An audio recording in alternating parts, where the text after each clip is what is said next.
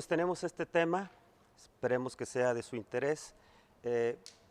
Mi especialidad es más la astronomía que los temas relacionados con la iglesia, pero bueno, por mi pertenencia pues al catolicismo, pues a lo largo del estudio siempre me llamó la atención encontrar puntos de contacto, aunque no es mi especialidad.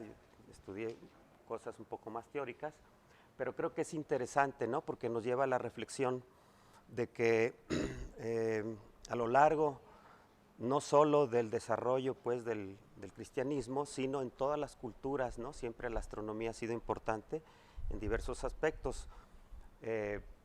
No solo los aspectos relacionados con cuestiones de prácticas, como ya lo conocemos, ¿no? La agricultura, la navegación, sino cuestiones relacionadas directamente con aspectos más de la religión, como puede ser la liturgia.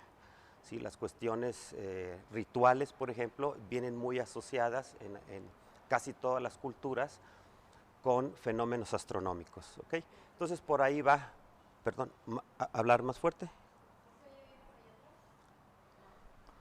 Ah, ok, o sea, muy bien. Entonces voy a hablar más fuerte, gracias. Entonces, no es una plática acerca de astrónomos, ¿no? Que hayan pertenecido a la iglesia, no es de historia de la astronomía en la iglesia. De hecho, nos costó un poco trabajo encontrar el título. Básicamente es desarrollar 3 mini temas, porque además no hay mucho tiempo, y si me sigo aquí dando la introducción, menos. Son 3 mini temas, es la estrella de Belén, ¿sí? El establecimiento de la fecha de la Pascua, del domingo de Pascua, domingo de Resurrección, y finalmente el calendario gregoriano. Sí, tan importante, pues, de hecho está aceptado en todo Occidente y gran parte de civilizaciones y culturas y países orientales también. ¿Ok? Entonces, bueno, pues vamos a empezar. Aquí algo le piqué. Perdón. Ahí está, a ver, déjenme ver. Ahí está. Bien, en el Evangelio de San Mateo se habla pues de los magos de Oriente que son guiados por una estrella. Entonces ha habido un interés.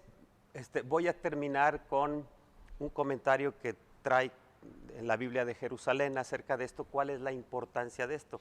Sin embargo, nosotros ahorita lo que nos interesa y lo que ha despertado el interés a lo largo de la historia en los astrónomos es qué fenómeno fue la estrella de Belén, si es que en realidad fue algún fenómeno astronómico. ¿Ok? Esa es la idea. Entonces, y está muy relacionado precisamente para saber qué fenómeno pudo haber sido la estrella de Belén, ¿ok? Pues lo mejor sería conocer la fecha de nacimiento de Cristo, pero ahí tenemos un problema, ¿verdad? O sea, el año de nacimiento, ¿sí? No sabemos exactamente, no es que estemos en el año 2023 y que hace exactamente 2023 años. Les voy a comentar algunos aspectos que nos hacen concluir pues que no es absolutamente seguro que Cristo nació hace 2023 años, ¿no? Las mismas Biblias que vienen comentadas, sí, tenemos un margen allí. Entonces, por ejemplo, si finalmente concluyéramos, quizá, digamos, los estudios hasta ahora podrían decir que el año 5 o 6 antes de Cristo, o sea, antes de la era cristiana, es cuando nació Cristo, pues hay que ver qué fenómenos hubo en ese año. O sea, es un círculo vicioso. Si supiéramos exactamente el fenómeno que ocurrió, podríamos determinar la fecha en que nació Cristo. Porque en la astronomía no falla, ¿no? La mecánica celeste te puede decir,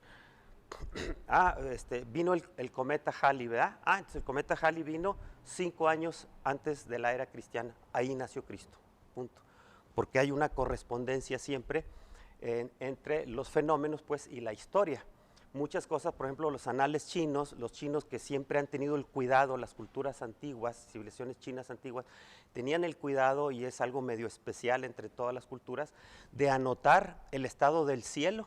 Entonces uno puede reconstruir muy fácilmente la historia, saber qué pasó en esta época, en esta otra, porque si yo me guío por los fenómenos astronómicos, ahora mismo, y más ahora con toda la tecnología que hay, hasta con una computadora, se puede saber cuándo ocurrió tal fenómeno astronómico y decir, entonces lo que están contando los chinos ocurrió 5 siglos antes de Cristo, etcétera.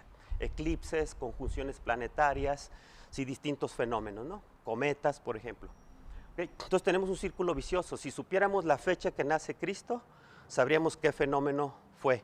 Y al revés, si tenemos certeza en qué fenómeno es la estrella de Belén, podríamos fijar la fecha de nacimiento, el año de nacimiento, pero no conocemos ninguna de las dos, entonces se han ido ahí por aproximaciones acercando y más o menos andamos quedando allí para la mayoría unos, digamos, hablando ampliamente, unos entre 3 y 6 años antes de la era cristiana es cuando se cree que nació Cristo. Entonces hay diversas hipótesis en cada una de ellas.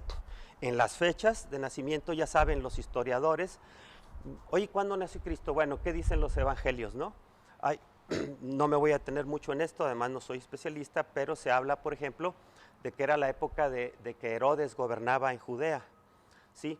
Luego, cuando la crucifixión de Cristo, estaba Poncio Pilato.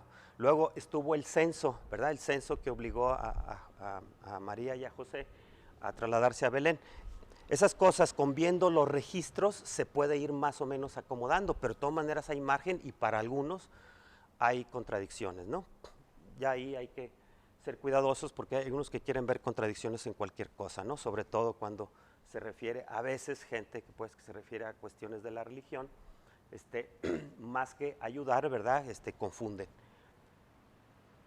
Bien, les comento aquí acerca del nacimiento, fíjense, de Cristo. Dionisio el Exiguo, un matemático y astrónomo del siglo VI, por encargo del Papa de aquel momento, ¿sí? Fue el que le dice, ¿sabes qué? Te encargamos que nos digas, es decir, que ubiques cuál fue el año de nacimiento de Cristo. Él se fue a cuestiones históricas, pero casi todo el mundo está de acuerdo en que le falló porque el emperador de aquel tiempo, que es el que aparece como el César en los evangelios, ¿verdad? Aparecía con el nombre en muchos registros y documentos antiguos como Octavio Augusto o César Augusto y en otros como Octavio. Y casi todos están de acuerdo en que él confundió que fuera el mismo, ¿sí? Entonces dijo, no, pues este reinó aquí y este reinó acá, no, es el mismo. Entonces ahí se perdieron como 4 años. Ya desde ahí uno puede decir, no, pues seguramente Cristo nació 4 años antes del año 0 que llamamos nosotros, ¿no? ¿Sí? Entonces la idea del Papa al encargarle a Dionisio este trabajo, pues era separar la historia de la humanidad, al menos de Occidente, decir, de aquí para acá es, pues como podemos decir, cultura, ¿verdad? Civilización pagana, y de aquí para acá era cristiana. Entonces, por eso se le llama el año 5, el año 10, siglo 2, o lo que sea, antes de la era cristiana o antes de Cristo. Ahí empieza. Pero fíjense, no fue hasta el siglo VI que la iglesia quiso hacer esa determinación. Oye, ¿cuántos años han pasado? ¿Cuántos siglos y años exactamente han pasado desde que nació Cristo? Entonces Dionisio se encargó de eso con un pequeño error. Otro error, bueno, aquí ya lo dije el César, otro error es que él empezó en el año 1. Normalmente hay que empezar en el año 0. Pero el 0 no lo tenían, la cultura de aquel tiempo, ni los romanos ni los griegos tenían el 0. El 0 lo tenían los hindúes, lo pasaron a los árabes y los árabes, pero hasta el siglo XII, no hasta el siglo XII lo pasan a Europa. ¿Sí? Los números romanos son pésimos para hacer cuentas, ¿verdad? Son muy bonitos y tienen cierto simbolismo, pero los números romanos son pésimos, no es una escritura, una numeración posicional. Entonces quieren escribir el número, a veces van a tener números grandes, pues unos numerototes así, ¿sí? Fueron los árabes los que pasaron a Europa ya y lo empezaron a adoptar en la Edad Media, matemáticos y astrónomos, y para hacer cuentas en astronomía, cálculos de las posiciones de los planetas, empezaron a usar ya la numeración decimal, solamente 10 figuras, 10 dígitos y además con posición, ya saben, ¿verdad? Un 0 no es lo mismo al final que en medio, que al principio, etcétera, ¿no? En cambio, los números romanos, pues son unos numerototes, el 18, ¿verdad? Un 10, un 5 y 3 rayas ahí. Quieres sumar el 18 más el 37, cuesta trabajo. Bien. Bien, ¿cuáles son las posibilidades de lo que pudo haber sido según algunos astrónomos? Independientemente, les digo, del interés que puede tener. Pudo haber sido un cometa, hay quien se inclina por un cometa, ahorita les voy a mostrar, una supernova, ¿sí? Ahorita a ver si ustedes me ayudan a decidir qué es. Conjunciones planetarias entre planetas y con estrellas, ahorita les muestro algunas figuras, o simple y sencillamente algunos dicen que era la estrella Sirio, ¿no? Que anda por acá, ahí está Venus, ¿verdad?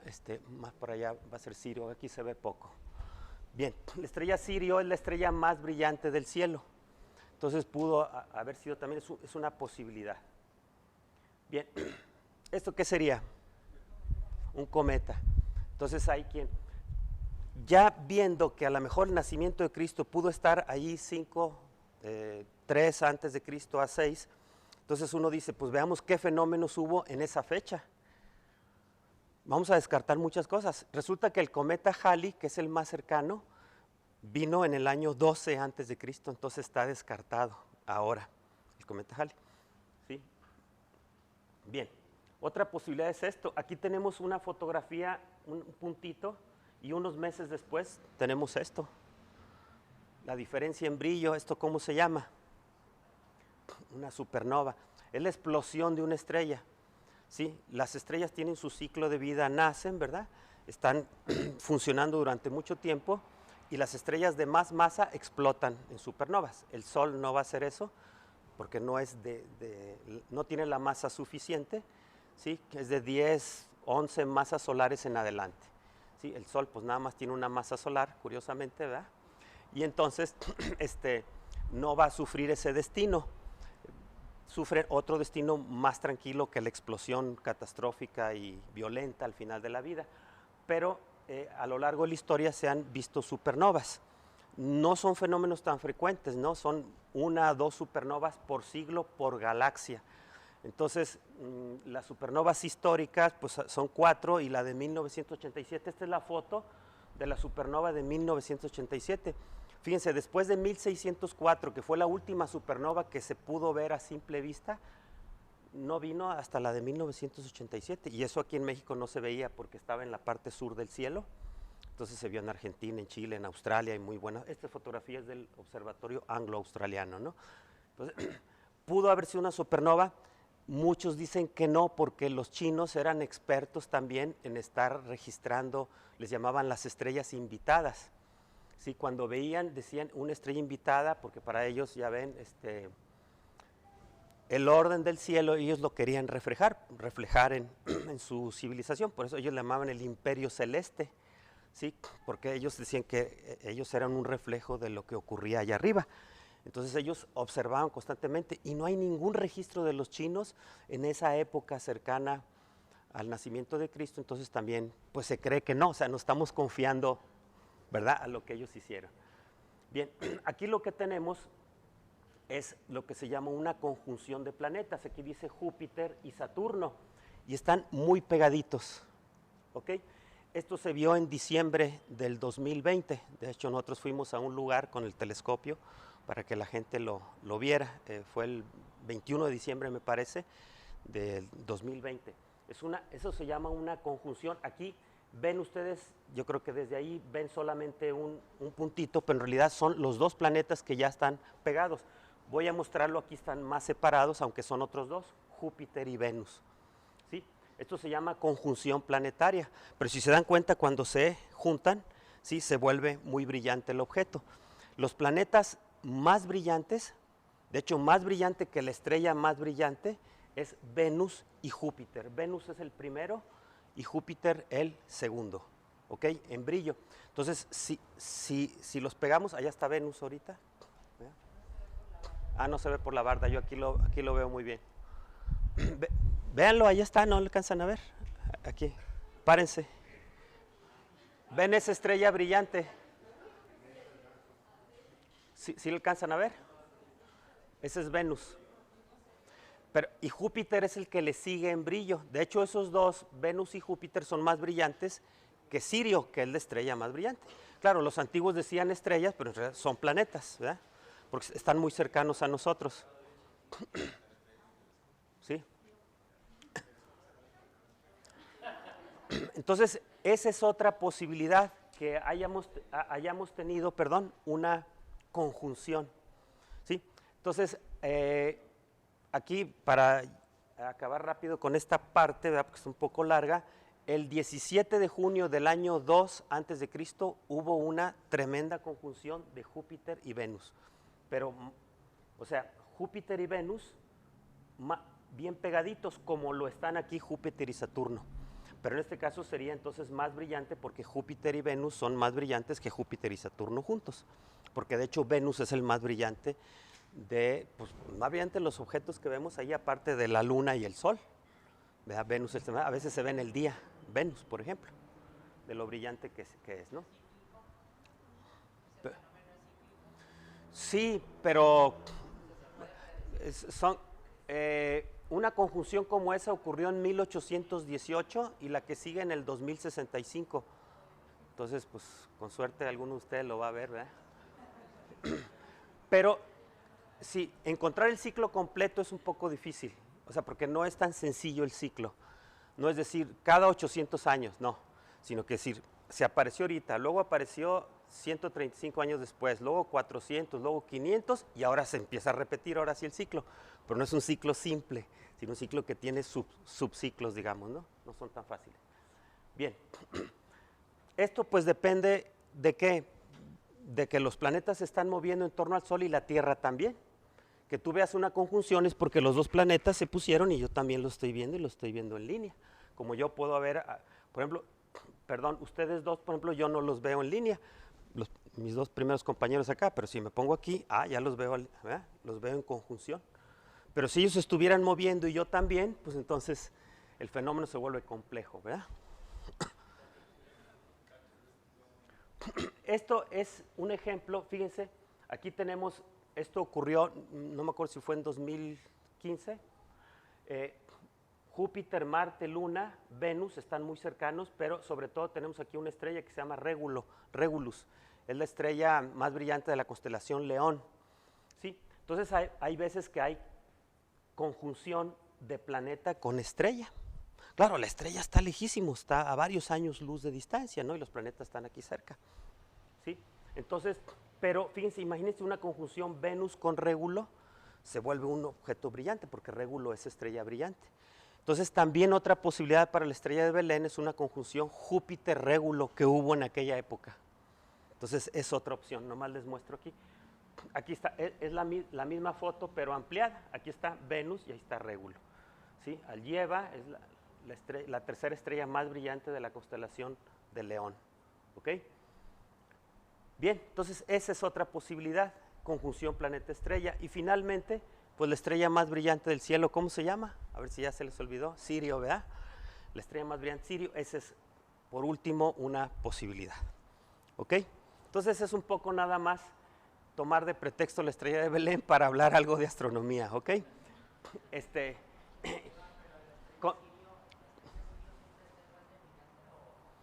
Pues sí, más o menos.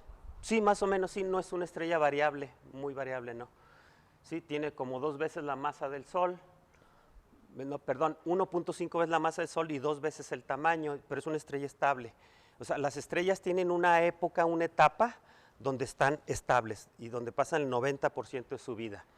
Antes de eso, cuando son protoestrellas, están formando, tienen mucha turbulencia y al final de la vida también, ya empiezan a enfermarse de cualquier cosa, se parecen a las personas, ¿verdad? Ya van de salida, tienen la recta final y las estrellas se empiezan a volver estrellas variables, se hinchan, cambian su temperatura, su luminosidad y varias características físicas. Pero la estrella Sirio es bastante estable, así como el Sol, ¿sale? Pues entonces, ¿por quién se inclinó Giotto? Este es un fresco de Giotto, la adoración de los magos. Fíjense, está fechado por ahí, entre 1303 y 1305. Resulta que 2 años antes, en 1301, vino el cometa Halley. Entonces yo creo él un poco influido por eso, siendo artista, dijo, voy a dibujar la adoración de los magos, pero en vez de estrella de Belén le vamos a poner, ¿qué? Un cometa, el cometa Halley. El famoso cometa Halley que viene cada 75, 76 años, ¿no? Vino en el 86 la última vez. Vino en 1910, En fin, vino en la época de Newton, que fue donde surgió de, oye, este cometa, había registros de otros cometas de otros años y dijeron, no, es el mismo que está regresando. Y el que hizo eso fue Halley, precisamente, Edmond Halley, amigo de Newton. Entonces, por eso tiene su nombre, porque no es que lo haya descubierto, sino es que descubrió que esos objetos que habían venido en 1301, 1530, 1607, etcétera, era el mismo. O sea, se supo entonces que eran objetos que van y vienen. ¿Ok? Entonces vino en el 86, súmenle 75, 76 años, y es cuando va a venir otra vez. Quién sabe quién lo vaya a poder ver, ¿no? Sí. Bueno, así sí la energía es un poco vago, ¿no? Decir, su material, sí, sí se van desgastando, va a llegar el momento en que, lo que pasa es que hay varias cosas, ¿no? Los cometas cuando vienen muchas veces son afectados por los planetas, no solo por el Sol. Uno los ve como que el Sol los jala nada más, se van y luego otra vez, pero en realidad también hay unos planetas, en particular Júpiter, que los perturba.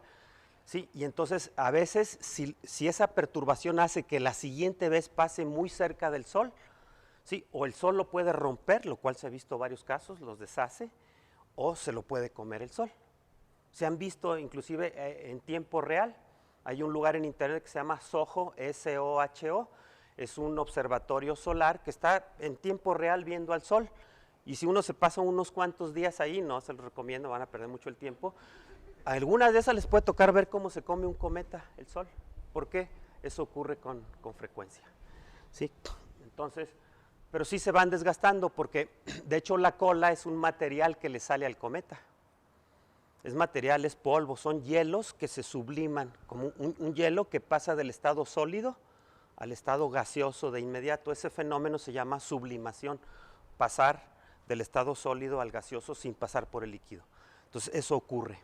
Sí, sí se van desgastando poco a poco.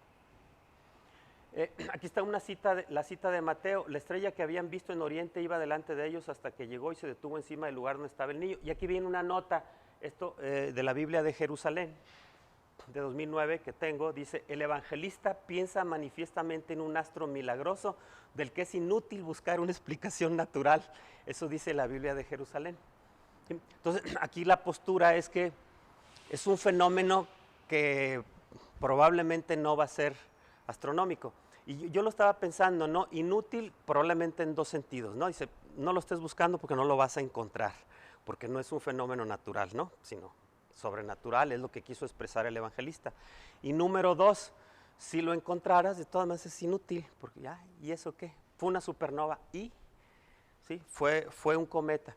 Sí, a menos que, no sé, que tuviéramos una ciencia muy, pues no sé, muy exacta y profunda, que me asociara, me diera un simbolismo de todos los fenómenos celestes con algunas cosas superiores, ¿verdad? Que no, sí es importante ver si fue cometa, pero normalmente no, y menos los astrónomos que casi lo que les interesa es el fenómeno físico y no asociarlo, ¿verdad? Con una interpretación que dijera, no, con razón, esto anunció el nacimiento de Cristo. Bueno, ya nos dimos un paseíto por la astronomía. Pasamos a la fecha de la Pascua cristiana, ¿sí? O sea, el domingo de resurrección. En el concilio de Nicea se propuso cómo calcularla, pero finalmente había confusiones y otra vez Dionisio el Exiguo en el siglo VI sí terminó definiendo cómo se establece la fecha de la Pascua cristiana. ¿Okay? Ya la mayoría de ustedes lo saben, ¿no? Cómo se determina el domingo de Pascua, el domingo de resurrección. Y si no, pues aquí está, ¿no? El domingo de Pascua es el que le sigue a la primera luna llena que viene después del equinoccio, me faltó, de primavera. ¿Ok? O sea, cuando entra la primavera, vamos a ver ahorita una figura, cuando entra la primavera, el día que entra se dice que estamos en el equinoccio de primavera. De ahí, se fijan ustedes cuándo viene la primera luna llena. Después del equinoccio, ya estamos en primavera, perfecto. ¿Cuándo viene la primera luna llena? Pues tal día, pues el domingo siguiente es la luna llena, ese es el domingo de Pascua. Ahora, se dice fácil, o no sé si se les hizo fácil, ¿verdad? A lo mejor no tanto, se dice fácil, pero ahora la cosa es calcularla. Y calcularlo con años de anticipación, ¿sí? Entonces, ese era el problema en aquel tiempo, ¿ok? calcular, o sea, necesitamos astrónomos y matemáticos. ¿Ok? Con esta regla, dicha fecha, miren, no sé si conocían el dato, siempre está comprendida entre el 22 de marzo y el 25 de abril. El domingo de Pascua no se sale de ese rango. 22 de marzo, 25. 22 de marzo es fácil de entenderlo. Sí, porque normalmente la primavera va a entrar entre el 20, el 21 o el 22. Entonces, ¿qué les parece que en una de esas entra el 20? Pero al siguiente día es sábado y es la luna llena. O sea, vienen seguiditos. Hoy fue la primavera, viernes. Mañana sábado es luna llena, pues el domingo ya está ya, el 22. O sea, es lo más pronto que puede pasar. No puede pasar antes, no puede pasar el 17 de marzo. Oye, el domingo de Pascua cayó el 17 de marzo. No, pues ese día ni siquiera ha empezado la primavera, maestro. ¿Sale? Entonces, lo más cerca que puede caer es el 22. Y el 25 también va por ahí, digo, se los podría explicar, pero no me quiero tardar mucho. Si hay preguntas, lo vemos. Por ejemplo, no sé. Por ejemplo, si cae luna llena un poquitito antes de que empiece la primavera. Por ejemplo, cae luna llena el 20 de marzo. No, el 19, por ejemplo. ¿Sí? Entonces, oye, ya cayó luna llena, sí, pero todavía no empezaba la primavera.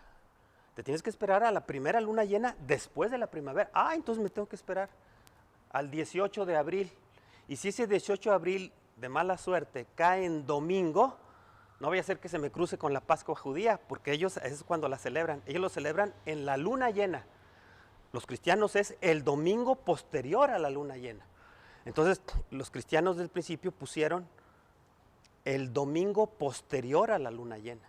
Entonces, eso te da el 25 de abril como máximo. Nunca van a decir, oigan, ahora nos avisaron que la Pascua va a ser el 3 de mayo, ¿verdad? No puede ser. El 25 de abril es el máximo. Sin embargo, el método de su cálculo astronómico, que se le llamaba cómputos y fue un problema, no quedó claro hasta el siglo VIII con un monje pues inglés, escocés, que se llamaba Beda el Venerable, ¿no? Muy famoso, escribió libros sobre cómo calcular esto. ¿Sí? Estamos hablando, pues, como les digo, de astronomía y matemáticas. Adelante. Pero bueno, ya ustedes no tienen que meterse a estudiar física y astronomía y matemáticas, se meten simplemente a esta página que se llama Hijos de la Divina Voluntad y ahí les calculan las fechas de la Pascua y de otras fechas litúrgicas móviles, nada más metiéndole los datos. O sea, ya desde ahorita, al rato que lleguen a su casa, pueden ver cuándo va a ser la Pascua el siguiente año, ¿verdad? Y los años sucesivos. ¿Ok? Entonces, esa es la idea. Bueno, la Tierra orbita al Sol, ¿sí? Con su eje de rotación inclinado respecto del plano en el que orbita. O sea, si aquí está el Sol y aquí está la Tierra, entonces la Tierra orbita en un plano, que es este. Ese se llama el plano de la eclíptica. Plano de la eclíptica, ¿ok? Ese plano en el espacio en el que la Tierra orbita al Sol. Pero la Tierra, si este fuera el eje de rotación de la Tierra, ¿sí? No la orbita así, porque la Tierra está rotando. El hecho de que la Tierra rote en automático te genera un eje. Oye, ¿cómo le haces para encontrar el eje? Pues ve el eje en torno al cual rota. ¿Sí? Si rotara así, acostada, bueno, pues el eje estaría así. Si fuera parada, vertical sería así. Resulta que está un poco inclinada respecto al eje, perdón, respecto al plano orbital. Este es el plano en el que orbita y está inclinada así. Así orbita la Tierra. Ese movimiento orbital, o también se dice movimiento de traslación, movimiento de revolución, junto con la inclinación del eje terrestre, nos da las estaciones. ¿Sí? Cuando la Tierra está aquí. Sí, adelante.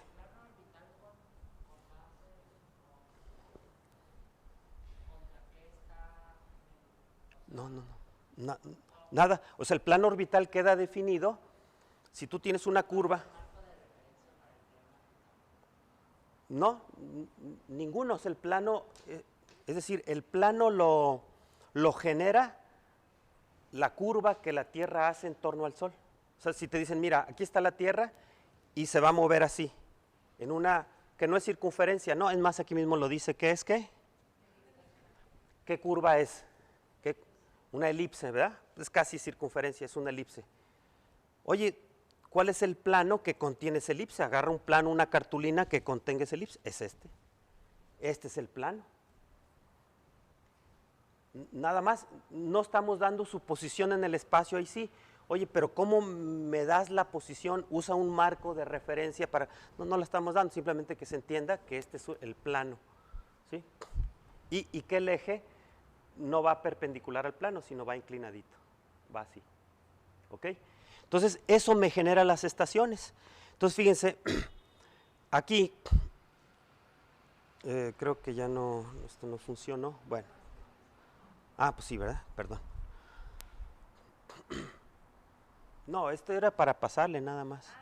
¿Saben qué? Es que ya sé, es que en la pantalla no funciona. Sí, en la pantalla no funciona, miren, aquí sí funciona. Pero aquí no funciona. No, sí estaba acostumbrado a la pared, ¿verdad? El proyector, la pared, sí. No hay problema. Entonces, aquí tenemos la primavera. Hay una posición, ¿verdad? En el año donde ocurre la primavera. Luego, 3 meses después, el verano, el otoño y el invierno. ¿Ok? Están volteadas las estaciones para la gente que vive en el hemisferio sur, presente por la inclinación de la Tierra. ¿Sí? No nos vamos a detener demasiado en eso. Por ejemplo, aquí fíjense cómo la parte norte le pega más el sol. O sea, el hemisferio norte. También el hemisferio sur le pega una parte, pero poco. Y aquí es al revés. Aquí el hemisferio sur recibe mucho sol, ¿sí? Entonces, para nosotros es verano aquí, para el sur es invierno y viceversa. Pero bueno, centrémonos en el hemisferio norte, que es donde vivimos nosotros, y además casi toda la cultura se desarrolló así. Por eso mucho lenguaje y todo está hecho para el norte, ¿eh? La gente que vive en el sur se tiene que acostumbrar, inclusive libros y todo, dicen, es que cuando entra la primavera, dicen, no, sí, pero para ellos, para nosotros es... La mayoría de libros son así, pues lo escriben que libros en Estados Unidos, en Europa y todo es norte, ¿sí? Entonces, pero bueno, ellos también tienen derecho, ¿verdad? A tener sus estaciones, aunque sean al revés que las nuestras. Bien, entonces, perdón, entonces aquí se llama equinoccio de primavera, que ahí está la... Sí. Este es el día más largo para los que vivimos en el norte, el solsticio de verano. Los 2 equinoccios, los días y las noches son iguales. En el solsticio de invierno es el día más corto para nosotros, la noche más larga, ¿no? Bien, por cierto, ahorita, ¿en qué estación creen que estamos?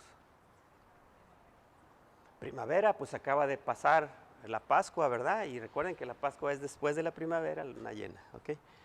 Bien, gracias. Bien, muy importante, porque vamos a ir al calendario, ¿verdad? Miren, aquí tenemos la Tierra y aquí tenemos el Sol. ¿Qué sucede si yo volteo a ver desde la Tierra, volteo a ver el Sol? ¿Qué va a tener de fondo el Sol? Atrás del Sol, ¿qué voy a ver? Una constelación. En este caso, en este ejemplo nada más es Leo. Pero conforme la Tierra se vaya moviendo en su órbita en el año y siga yo volteando a ver al Sol, ¿qué es lo que voy a ver? Que el Sol está ocupando distintos lugares, va a tener de fondo distintas constelaciones. Esas constelaciones que el Sol tiene de fondo a lo largo de un año se llaman constelaciones zodiacales, son 12. ¿Sí? Las constelaciones en total, por ejemplo, ahorita estoy viendo allá Orión, ahí se ven los 3 Reyes Magos, ¿verdad? Orión, Betelgeuse, Rigel. Viendo eso, oye, ¿y Orión? ¿Cuándo el Sol está en Orión? Pues nunca. ¿Por qué el Sol nunca pasa por la constelación de Orión? Porque el Sol nada más va a pasar, desde mi punto de vista, por estas 12 constelaciones, porque la Tierra se mueve nada más en este plano. Si la Tierra está aquí, ¿verdad? Es como si yo dijera que voy a ver al Señor y voy a ver qué persona tiene detrás el Señor. Estoy viendo que tiene detrás al otro Señor. Si me muevo para acá, tiene detrás ahora a la señora que está aquí. Si me muevo para acá, ahora tiene detrás al Señor que tiene la botella allá. Y así, si yo doy la vuelta, voy viendo y digo, oye, ¿cuándo el Señor va a tener detrás el techo? Pues nunca, a menos que yo me agachara así para que Él tuviera el fondo. Pero como yo no me voy a mover allá, si me voy a mover nada más en este plano, nada más tiene detrás siempre las constelaciones zodiacales. De las 88, nada más 12 ocupa el Sol. ¿Sí? Entonces, esto es lo que se llaman las constelaciones zodiacales. Aquí resulta que, fíjense, exactamente el centro del Sol va a estar aquí. Conforme yo me vaya moviendo, el puro centro del Sol va a ir generando una línea. que está a la mitad de esta banda zodiacal, le llamamos banda zodiacal. Conforme yo vea el sol es el centro del sol lo voy a ver en una línea, esa línea se llama la eclíptica, tiene que ver con el plano orbital de la Tierra, se llama la eclíptica, y eso va a ser importante para el calendario, ¿ok? Por eso se necesitó astronomía, por eso vamos a ver el Papa, ¿verdad? Que se consiguió astrónomos para que le elaboraran el calendario que nos rige actualmente. El Sol recorre todas las constelaciones del zodíaco en un año y lo hace a lo largo de un círculo que corre en medio de la banda zodiacal. Esa es la eclíptica. Entonces, esta es la eclíptica. Bien, resulta que Julio César, bueno, vamos ya a la idea del calendario. En el calendario, ¿cuál es el objetivo principal?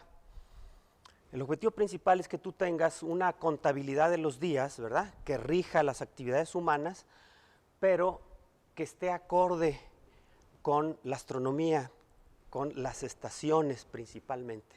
Lo que se llamaría que el año civil que nos rige esté acorde, esté sincronizado en armonía con el curso de las estaciones, con el año astronómico.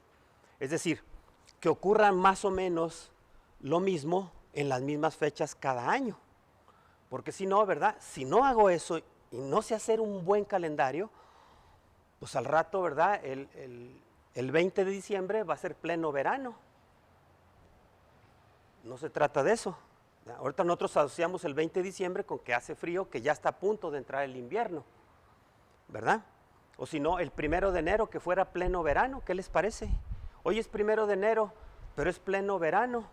Oye, ¿quién logró esto? Pues los que no saben hacer el calendario. Esos, sí, se esforzaron mucho, ¿verdad? Sí, entonces hay que hacer un buen calendario. Para la época de Julio César en Roma, por el año 49 por ahí, cuando él entró, pues el gobernante, el general, el conquistador romano, se dio cuenta de eso y se asesoró con unos astrónomos egipcios, pues su relación con los egipcios, con Cleopatra, se asesora y entonces dice, oye, hay que detener este desfasamiento que está ocurriendo entre el año y la astronomía, entre el año y las estaciones, ¿sí?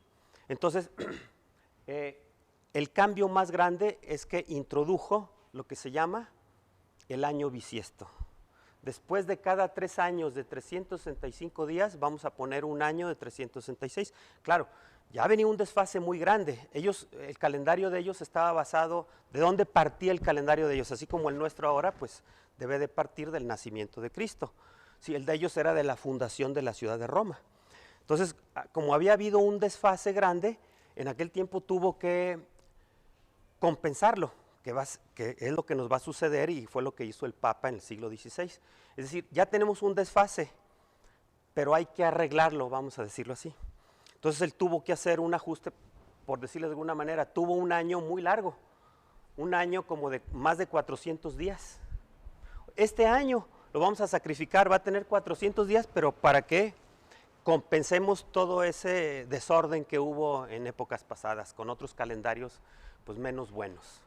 Por ejemplo, los egipcios tenían un calendario de 365 días cerrados. ¿Sí? Después de algunos años, ¿verdad? Había un desfase ya con las estaciones.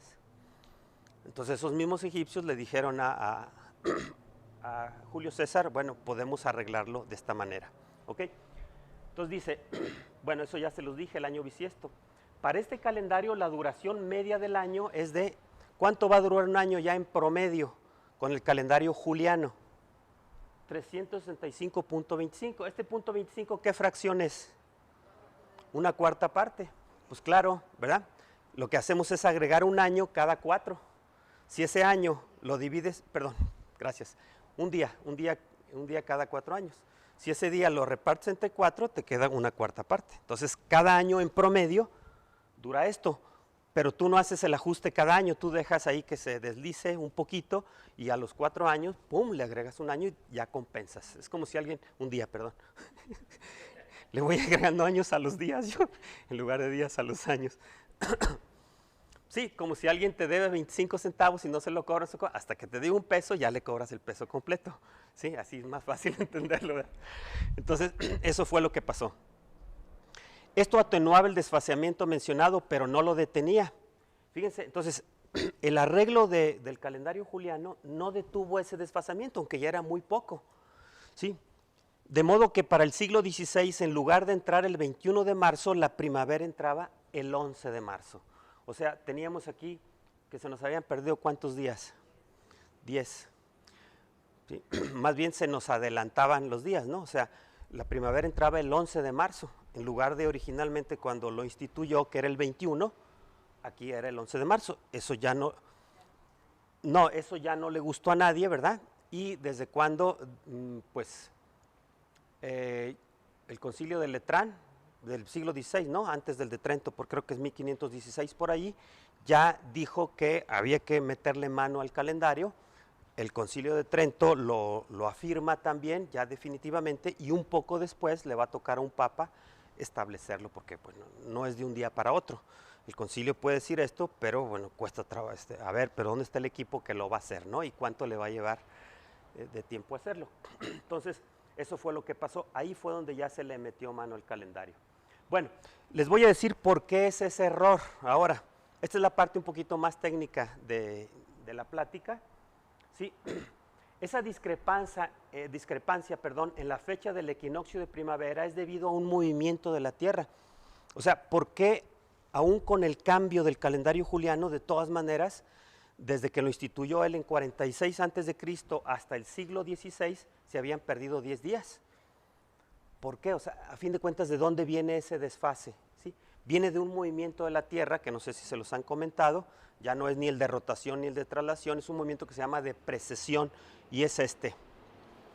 Aquí tenemos la Tierra, aquí tenemos el eje de rotación de la Tierra. Resulta que el eje de rotación actualmente está apuntando a una estrella que se llama la estrella polar, Polaris, en la constelación Osa Menor. ¿Sí? Hay que ver dónde está el norte, ¿verdad? Por allá creo, no sé. Entonces, si tú en la noche ves el cielo, te le quedas viendo unas 2, 3 horas, vas a ver que todas las estrellas giran en torno a una estrella, es la estrella polar. Oye, ¿a qué altura veo esa estrella? A la latitud del lugar donde vives. Guadalajara está casi a 21 grados latitud norte, entonces a 21 grados lo vas a ver. ¿Sí? Si vas, por ejemplo, donde yo estuve en el observatorio, 45 grados en Turín, sí, pues ahí lo veíamos a 45 grados. Si te vas al Polo Norte, aquí está la estrella polar y allá el cielo da vueltas así. ¿Verdad? En una noche tú vas a ver que las estrellas hacen esto. Aquí en Guadalajara ves que las estrellas hacen esto, inclusive se pueden meter debajo del horizonte, ¿verdad? Entonces, el eje de rotación apunta hacia la estrella polar, pero resulta que con los años, en 26,000 años, el eje da una vuelta. Es un movimiento como de trompo. Ese movimiento como de un trompo, ¿verdad? Ese es un movimiento así. Entonces, ¿cuál es el movimiento de precesión de la Tierra? Que hace así. Claro, es muy lento. O sea, aquí está la Tierra y todos los años hace esto. Y claro, va rotando, ¿verdad? Pero con los miles de años, este movimiento, la Tierra empieza a ser así. O sea, después de, por ejemplo, si el eje está así, después de 13,000 años, que es la mitad, el eje va a estar así. O sea, la Tierra va a ser. Van a estar cambiadas las estaciones, ¿sí? Después de 13,000 años. O sea, el chiste es que es un movimiento así, nomás que aquí lo hago rapidísimo. Dura 26,000 años en cumplirse. Muy bien. Ese es el movimiento de precesión, que nos va a llevar a la precesión de los equinoccios. ¿Qué quiere decir? Que va a hacer que los equinoccios, más bien todas las estaciones, pero se usa decir así, van a precesar, o sea, como van a venir antes. Por eso pasó de que, ¿verdad? Con Julio César, el 21 de marzo entraba la primavera, pero después entró el 20, después el 19, el 18, el 17, y a la época que estábamos diciendo hace rato ya era el 11 de marzo cuando entraba la primavera, o sea, se nos está adelantando. ¿Y la culpa la tiene quién? Julio César, el Papa, no, el movimiento de precesión de la Tierra, ¿ok? Ahí está, esta es la parte más picuda, ¿no?, de la plática. Fíjense, esto ya lo sabemos que son, Capricornus, los nombres de las constelaciones, todas, excepto una, que es en griego, todas son en latín, ¿no? Y no coincide siempre con el nombre que le ponemos en español. Por ejemplo, este es Capricornus. Nosotros decimos Capricornio, pero es Capricornus, Aquarius, Pisces, ¿verdad? Sí, Aries, Taurus, Gemini, etcétera, ¿no? Entonces, resulta que ya sabemos que entonces el Sol en un año va a recorrer la eclíptica. Esta es la eclíptica, ¿verdad? Sí. O sea, si tú te le quedas viendo al Sol, claro, pudieras ver qué constelación está atrás. Esto tiene su historia, no es tan sencillo porque, oye, la constelación que yo veo detrás del Sol, ahí decimos que el Sol está en Acuarios, está en Pisces, está en Aries, Tauro, Géminis, Cáncer, Virgo, Leo, Virgo, etcétera, ¿no? Bueno, en la realidad no lo puedes ver directamente porque el Sol no te deja ver la constelación. Tienes que usar una trampa y ver justamente la constelación opuesta porque es la que puedes ver en la noche. Pero bueno, entonces resulta que miren, ¿qué será este círculo azul aquí? Bueno, no es más que la extensión del ecuador de la Tierra. Miren, aquí está el ecuador de la Tierra. ¿Sí? Este es el eje terrestre y este es el ecuador, ¿verdad? Si yo el ecuador lo extiendo hasta que llegue al cielo, a las constelaciones, se me forma un círculo en el cielo que se llama ecuador celeste. Es simplemente la extensión del ecuador terrestre hacia allá. Entonces resulta que el ecuador celeste se cruza con la eclíptica. Y ese cruce de la eclíptica, allí ocurre el equinoccio de primavera, por eso dice EQP, equinoccio de primavera. La primavera se inicia cuando el Sol está en el punto del dibujo denotado como equinoccio de primavera. Entonces, ¿qué va a pasar? Que cuando, y aquí está la clave, cuando la Tierra hace esto, fíjense, cuando la Tierra hace esto, ¿qué creen que se va a estar moviendo? Por ejemplo, ¿qué le va a pasar al ecuador celeste si la Tierra hace esto? El ecuador celeste es la extensión del terrestre, ¿no? Este es el eje de la Tierra, aquí está el ecuador de la Tierra, aquí está, es un circulito así. Si lo extiendo hasta que llegue al cielo, me va a dar el ecuador terrestre. Entonces, ¿qué pasa si la Tierra hace esto? Que el ecuador va a estar haciendo así, va a estar bailando como trompo. ¿Y qué va a suceder con eso? Que cuando hace este movimiento, la intersección que va a tener con la eclíptica va a estar cambiando. Este punto de intersección va a estar cambiando, en realidad viene para acá, que entre paréntesis es lo que hace que la gente de la New Age dice que ya estamos en la era de Acuarios. Quiere decir que el equinoccio de primavera ya entró, pero astronómicamente está todavía en Pisces pues, ¿verdad? Ok, entonces, pues eso es lo que pasa y es lo que hace el desajuste. Si tú haces un calendario, ¿verdad?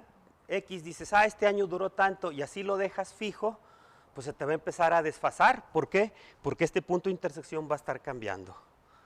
Ese punto es la intersección del ecuador celeste, círculo azul inclinado, y la eclíptica, círculo rojo horizontal.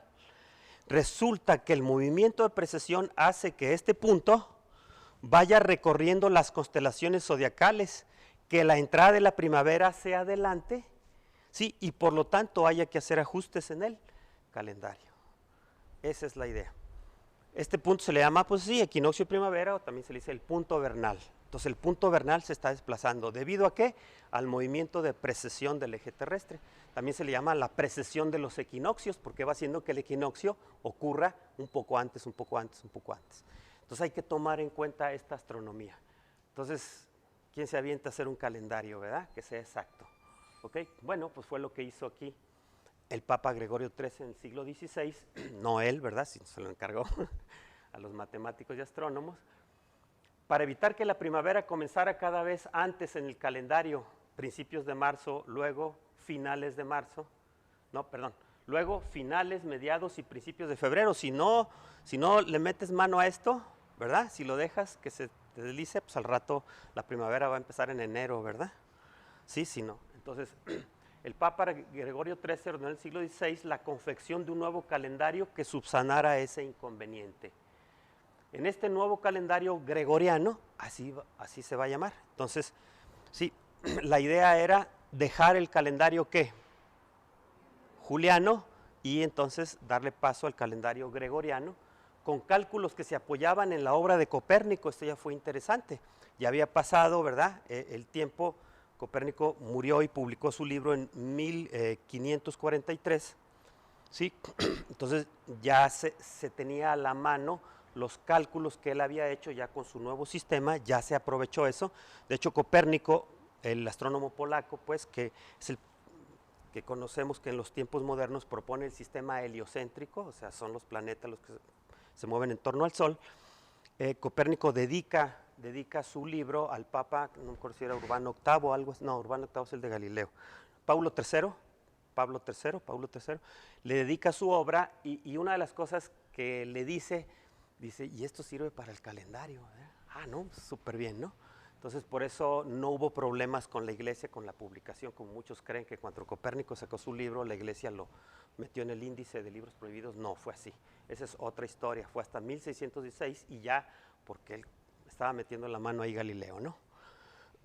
Dice, entonces, aquí con este calendario, miren lo que dura el día.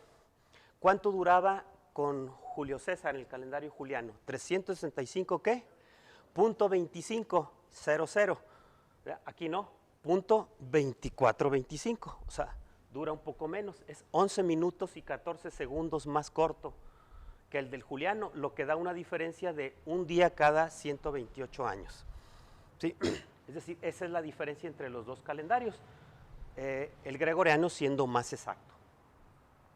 Entró en vigor en 1582 y miren lo que hubo que hacer, que les había comentado que había hecho ya Julio César en su momento. Al 4 de octubre de ese año le siguió el 15 de octubre. Sí. ¿Quién sabe cómo se ha de sentir eso, verdad? Que nos digan, sí. Sí, aquí estamos a 17, ¿verdad? Que nos digan que mañana es 27, ¿verdad? Así como, no, dicen que sí, hubo mucha gente que dice que me regresen mis días, ¿verdad? Sí. Pero hubo que hacer ese ajuste, pues dice, ¿cuántos días aquí les quitaron a las personas? 10. O sea, en vez del 4 que siguiera el 5, siguió el 15, o sea, 10 días, los que se habían perdido, los que ya les había dicho, que del 21 de marzo ahora estábamos en el 11, esos eran esos 10 días, aquí pues, se los cobraron a las personas, ¿verdad? Si yo prefiero pagar mis impuestos, pero que no me quiten mis días, ¿verdad? ¿Perdón?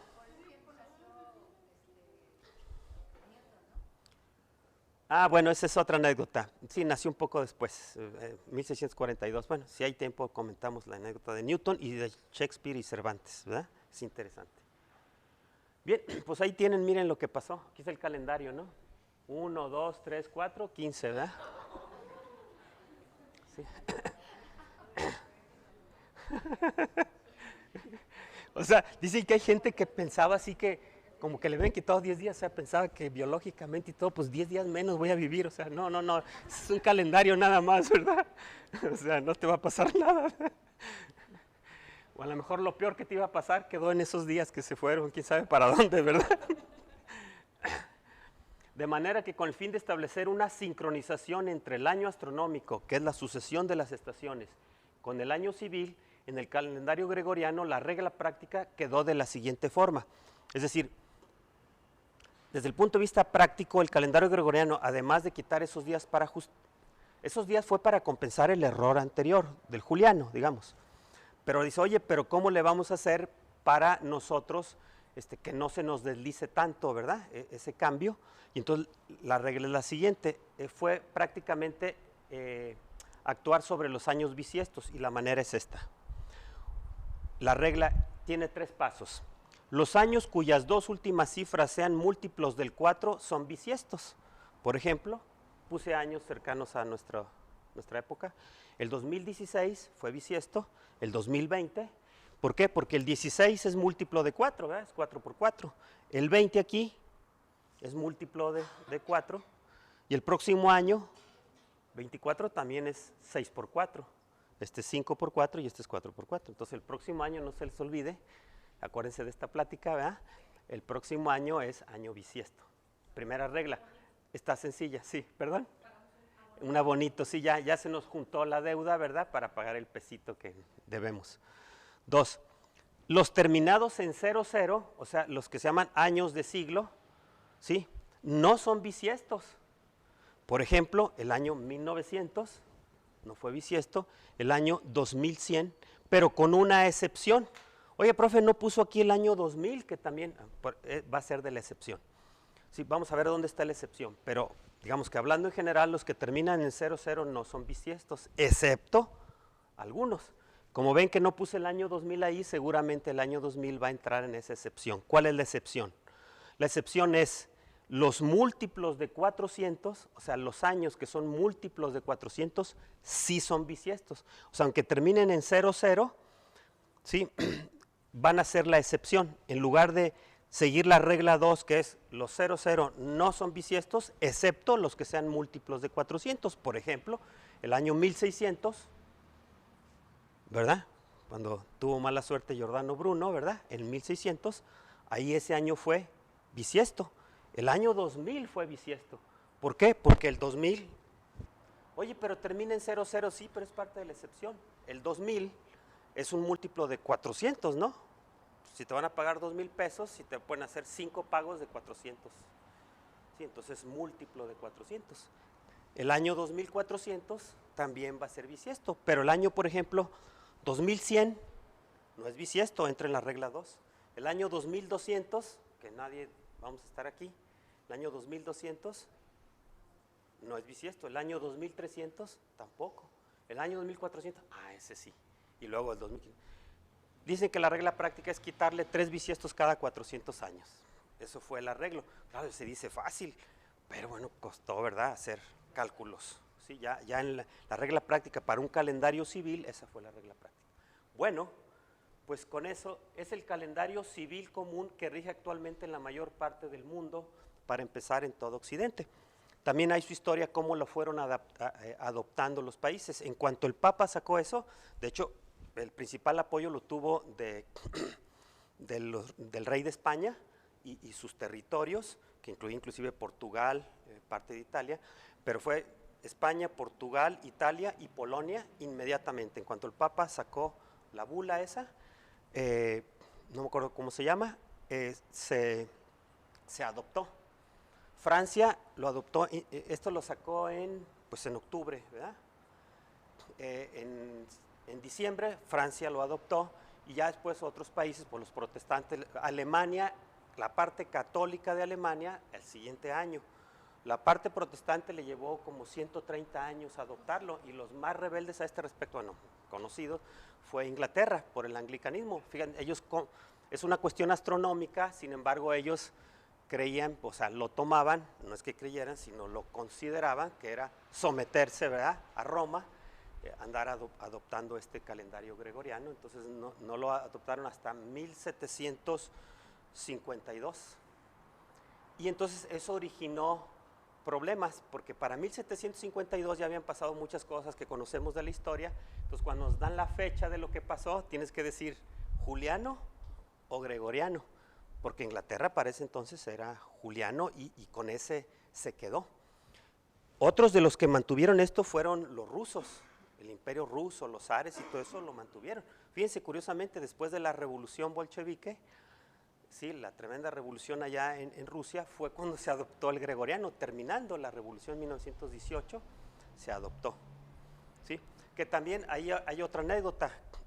Si han visto ustedes en los libros y todo, ellos le llaman, los rusos, la revolución de octubre, a la revolución bolchevique, pero era octubre del juliano. En realidad era noviembre para nosotros. Y otra anécdota, pues es que se conoce, el 23 de abril de 1616 mueren los dos, el 23 de abril, Shakespeare y Cervantes. Pero resulta que Shakespeare con el calendario juliano. Entonces en realidad murió 10 días antes Cervantes. ¿Sí? O sea, pero para ellos era esa fecha, pero tú ya en la realidad, oye, se murió Cervantes y 10 días después se murió Shakespeare, pero los dos en sus calendarios es la misma fecha. Y lo mismo el nacimiento, la muerte de Galileo, el nacimiento de Newton, también uno los equipara, pero en realidad, como Newton vivía en Inglaterra y usaban el juliano, no es tan así. Pues son anécdotas, pues, ¿no? Ya después, muchos países, los últimos fueron Grecia, ya a principios de este siglo, 1920 y tantos, y Turquía, que es pues musulmán, ¿verdad?, lo adoptó, ¿verdad?, en 1926. Ya de allí hay muchas cosas. Rusia ya lo adopta, pero, por ejemplo, desde el punto de vista religioso y litúrgico, la Iglesia Ortodoxa sigue usando el juliano, ahorita. Sí, o sea, ya los chinos, pues también, para intercambiar, los chinos, los hindúes, ¿verdad? Otros países musulmanes, pues se han ajustado para cuestiones comerciales, pero ya para otras cuestiones, inclusive el inicio del año y sus fiestas, pues no digamos, ¿no? Tienen sus propias tradiciones, ¿sale? Pues con esto, dice, es casi perfecto ya el gregoriano, falla por 26 segundos al año, un día en 3.600 años. O sea, hay que ponernos listos, ¿eh? En 3.600 años hay que volver a corregir. Sí, no, y en 3.600 vamos a corregir y vamos a corregir nada más un día. O sea, en vez del 5 de octubre va a venir el 6, digo el 7, ¿verdad? O sea, después del 5 va a venir el 7 en lugar. Bueno, pues con esto y con el permiso de Carilú, les comento que me dedico pues a un proyecto de divulgación científica que se llama Cosmuniversum y pues ofrezco cursos de astronomía desde los niveles más bajos a niveles más avanzados. Ahí están mis datos, esta es la lista de los cursos que tenemos. Ok, tengo uno en el verano que es Historia de la Astronomía. Estos son los 3 cursos básicos, los 3 cursos fundamentales, Astronomía 0, porque empezamos de 0, así desde bajito, ¿verdad? Nomás que lo acabo de terminar y la próxima semana inicio explorando el universo, es la que tengo ahorita porque ahorita estoy dando otros, estoy de cosmología y estoy otro que no está aquí puesto, de hecho se llama cosmoastrofísica. Bueno, ahorita digamos que ya empezaron los cursos, pero como estos son cursos cortos, como les muestro aquí, con esto termino.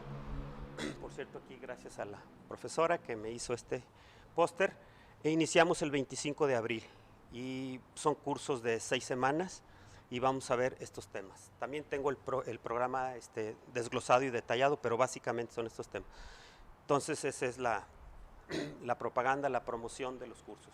Bien, pues muchas gracias.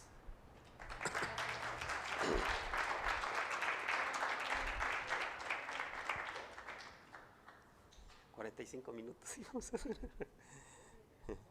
Bien, preguntas, comentarios, con gusto, si se les quedó ahí algo que quisieran preguntar, digo, fui a grandes pasos. Sí, adelante. Sí. Santo Tomás en la suma teológica habla en unos puntos que la estrella efectivamente no fue un cuerpo celeste. Pues creo que lo lean, es el No sabía. 36, el artículo 7, que lo pone porque se movía de norte a sur y se aparecía Sí. en ciertos momentos y se ocultaba, entonces lo pone que no fue algo al azar ni una alineación así de que esto sucedió o cualquier cosa así. Para leerlo y no caer en que a lo mejor fue cosa del azar, ¿no? Está explicado Ok. por el doctor y creo que sí es un buen punto de analizarlo. Sí, yo a ese respecto sí no sabía esto, entonces, bueno, ahí queda anotado la referencia, la voy a ver yo. Pero sí hay algunos astrónomos, ¿verdad? Y estudiosos de esto que sí han dicho que es un poco difícil también que fuera un fenómeno natural porque casi ninguno, si es que tomamos literalmente la descripción, si los magos venían de Oriente, los sabios venían de Oriente, ¿verdad? Y luego ya después ahí llegaron a Jerusalén y se tuvieron que ir al sur, entonces... Primero porque ninguna estrella va por este camino ya que se desplazaba del norte a sur. Eso, Entonces, sí, la de nada. relación de Judea con relación a Persia. Eso, o sea, ¿de dónde vienen? El tiempo puesto que se dejaba ver no solo de noche, sino de día. Ah, Son los capaces de ninguna estrella, ni siquiera la luna. Tercero, porque una vez aparecía y otra vez se ocultaba. Entraron en Jerusalén los magos, se ocultó, y luego cuando dejaron a Herodes volvió a aparecerse. Cuarto, porque no se movía continuamente, sino cuando convenía que caminasen los magos. También ella se detenía como acontecía en la columna de nube en el desierto.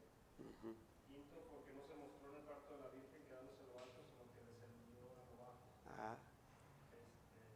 Se dice que la estrella que habían visto en Oriente los precedía hasta que llegando en el sitio que estaba el niño se detuvo. Digo, creo que es un punto nomás. Sí, interesante. Muy bien.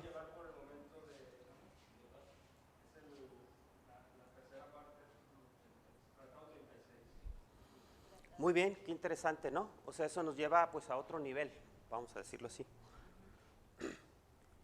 Muy bien, ok, gracias. ¿Algo más? ¿Comentarios? Sí.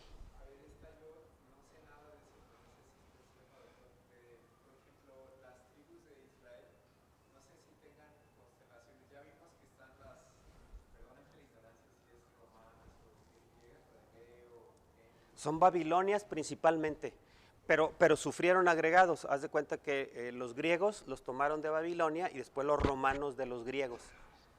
Los egipcios y los chinos tenían sus propias constelaciones, pero en la herencia occidental, finalmente, si nos vamos más atrás, hasta donde se le sigue la pista, son Babilonias. Leo, Cáncer, Leo, Escorpio, Taurus eran aparte símbolos de los babilonios, de sus divinidades y todo eso, sí.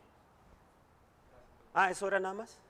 Más o menos sí, porque yo no sabía si había una relación entre las tribus de Israel con constelaciones. Yo creo que sí, ¿eh? Que es Leo, pero no sé si Benjamín o esas tengan. Si es que Sí. si naciste en la tribu de Benjamín, que es en Leo, eres más enojón.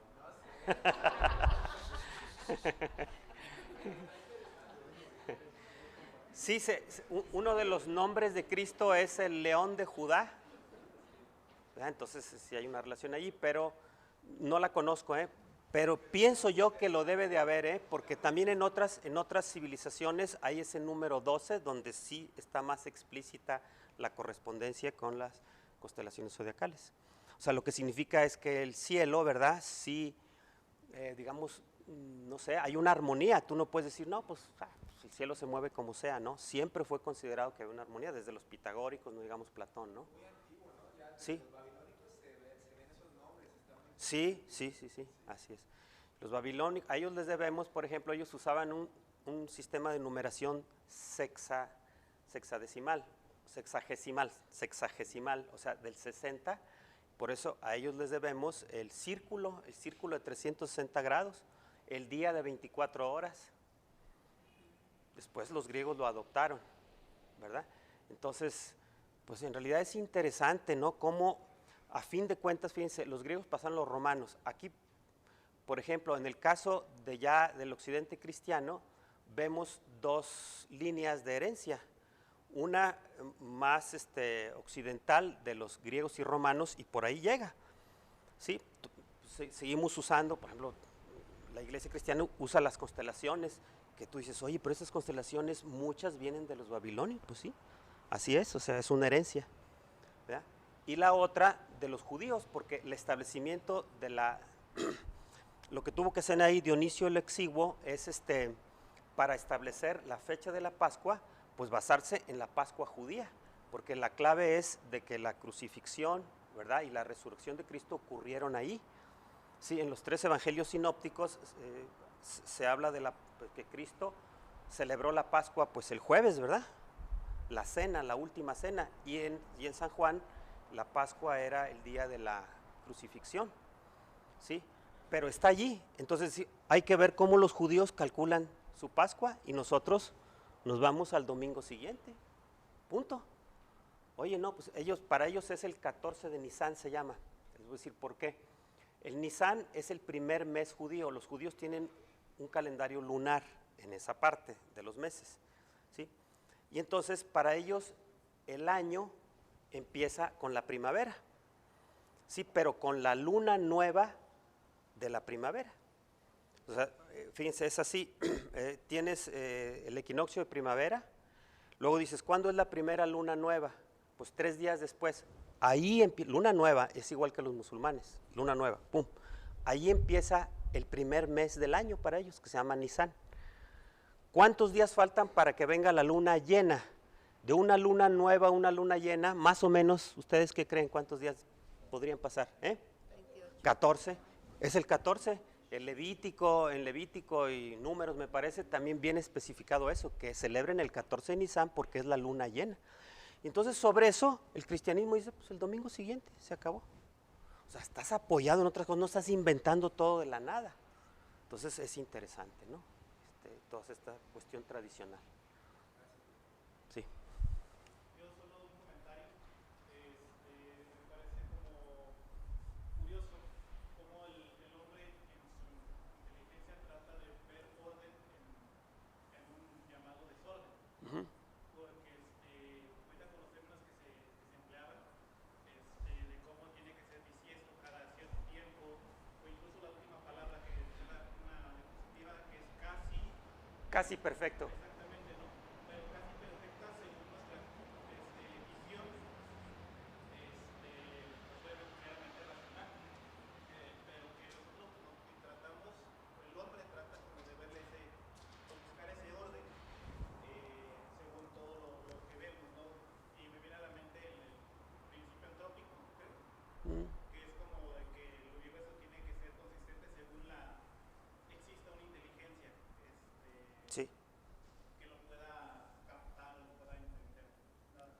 Ah, sí, gracias. Sí, otro aspecto relacionado con lo que estamos viendo nosotros, sí, el principio antrópico es algo que últimamente ha salido, sobre todo cuando se plantea la búsqueda de vida y el sentido completo del universo y esas cosas, ¿no? Por ejemplo, cuando uno ve desde el punto de vista de la astrobiología, sí, todas las condiciones para que surgiera la vida, ¿verdad?, en la Tierra son extraordinarias. Uno cuando empieza a estudiar los demás planetas y los exoplanetas ahorita, en 1995 se descubrió el primer exoplaneta, ya ahorita van más de 5,000 exoplanetas descubiertos. Entonces cuando uno ve las condiciones tan específicas, tan especiales, es increíble, ¿no? Digo, en nuestro sistema solar es donde es más fácil verlo porque es el que se ha explorado con naves espaciales. Entonces tener una atmósfera, tener una tierra donde pisar. Si a ti te llevan a Júpiter y te dicen, ahorita venimos por ti, bájate tantito, pues te vas a hundir porque Júpiter no tiene suelo, es gas, te vas a hundir. Ya en el mero centro sí hay una bola ahí de roca, pero ya que te... ¿ya? Entonces, atmósfera, ¿sí? La Tierra acompañada por la Luna para que la Tierra no se le esté moviendo a cada rato el eje terrestre. Si no se movería, las estaciones sería un desgarriate y la vida difícilmente se desarrollaría. Y un montón de cosas más. La distancia adecuada para que tengamos, es el único lugar donde tenemos agua líquida en abundancia. Bueno, hasta ahorita no se ha descubierto agua líquida en ningún lado del sistema solar, mucho menos afuera. Se sospecha que hay ciertos satélites de planetas donde va a haber debajo de unas capas gruesas de hielo, hay agua líquida. Pero el agua líquida como la tenemos aquí es una cosa extraordinaria. 3/4 partes de la corteza terrestre están llenas de agua. Pues eso es para que la vida surja, ¿sí? En fin, hay una serie de condiciones que uno dice, pues ya nos tocaba, ¿verdad? El principio antrópico. Por otro lado, desde las teorías pitagóricas se habla de ese orden. El término de la armonía de las esferas viene desde allá, o la armonía de los mundos, ¿sí? Pero para ellos abarcaba lo que después se llamó, ¿verdad?, en la Edad Media también, pero romanos y Edad Media, el quadrivium, ¿verdad? Sí, la armonía de las esferas tenía música, era la música de las esferas, tenía geometría, tenía números, ¿verdad? Y tenía, ¿cuál es la que me falta? Astronomía, pues desde luego, las esferas son. Entonces, esa idea, ¿verdad?, la mantuvieron incluso algunos astrónomos como Kepler. Sí, que él hizo el descubrimiento de cómo se mueven los planetas, pero siempre teniendo esa idea de la armonía, que por cierto él también hizo su hipótesis de lo que era la estrella de Belén.